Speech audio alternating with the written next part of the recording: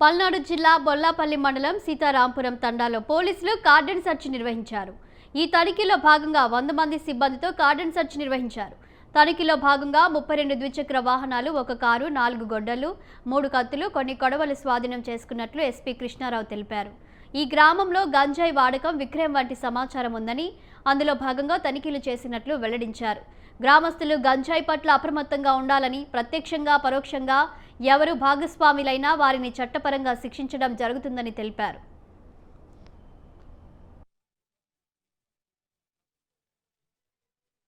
Sub division పరిధిలో సుమారు 100 మందితో కార్డన్ సెర్చ్ ఆపరేషన్ చేయడం జరిగింది. ఈ ఆపరేషన్ లో భాగంగా మొత్తం 32 రికార్డులెస్ 2 వీలర్స్, 1 కారు, అదేవిధంగా ఒక 4 గొడ్డళ్ళు, 3 కత్తులు, పడవలు సీజ్ చేయడం జరిగింది. అయితే ఈ రికార్డు లేని వెహికల్స్ ఇప్పుడు కొంతమంది రికార్డ్స్ ఉన్నాయన్నారు, అన్ని వెరిఫై చేసి చూస్తాము.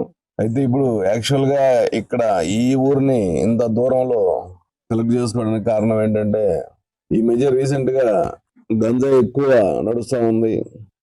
ఇట్లాంటి తాండాల నుంచి గంజాయి ఎక్కువ ఎవరో ఒకరు సప్లై చేస్తా ఉన్నారు.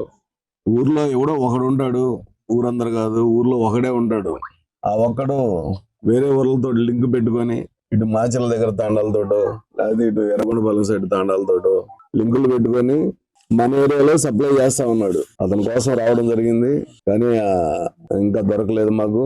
అయితే మీకు ఈ సందర్భంగా ప్రజలందరికీ చెప్పేది ఏంటంటే, ముఖ్యంగా ఈ తాండాలోని ప్రజలందరికీ ఈ ప్రెస్ ద్వారా మా అప్పీల్ ఏంటంటే జాగ్రత్తగా ఉండాలి. ముఖ్యంగా గాంజాయి విషయంలో ఎవరు కూడా పొరపాటున మీకు దగ్గరలో అడవి ఉందని చెప్పేసి ఒక గాంజా గింజలు చల్లేస్తే అయ్యే వస్తాయి, తర్వాత అమ్ముకోవచ్చు అని అట్లా పిచ్చి పనులు చేస్తున్నారు కొంతమంది.